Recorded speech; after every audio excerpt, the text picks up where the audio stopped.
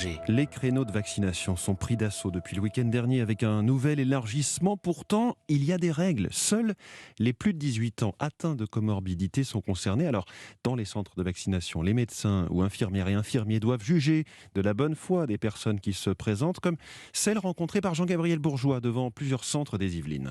J'ai mes rondeurs qui m'aident un petit peu, voilà. Surpoids, essoufflement, ce sont des signes extérieurs de comorbidité qui permettent l'accès à la vaccination. Et pour les pathologies moins visibles, la grande majorité des patients respectent les règles. On a un de nos enfants qui est immunodéprimé, donc du coup, on a le certificat médical. Hypertension, j'avais une ordonnance, mais on ne m'a pas demandé. Ouais. Depuis le week-end dernier, même plus besoin d'apporter un justificatif, c'est le médecin qui apprécie. Au centre de vaccination de Versailles, Romain, 33 ans, a tenté sa chance. Là, il m'a demandé si j'avais des comorbidités. Je lui ai dit, écoutez, je vous avoue que non. C'est juste que je travaille dans un lieu qui accueille du public, donc j'ai tenté.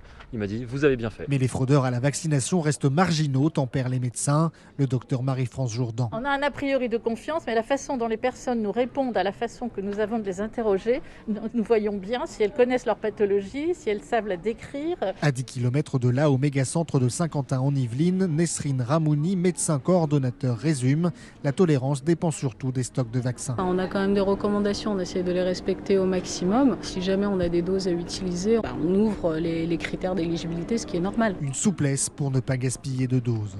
Jean-Gabriel Bourgeois a noté ce matin que le ministre de la Santé, Olivier Véran, est l'invité politique d'Europe 1 à 8h15 au micro de Sonia Mabrouk.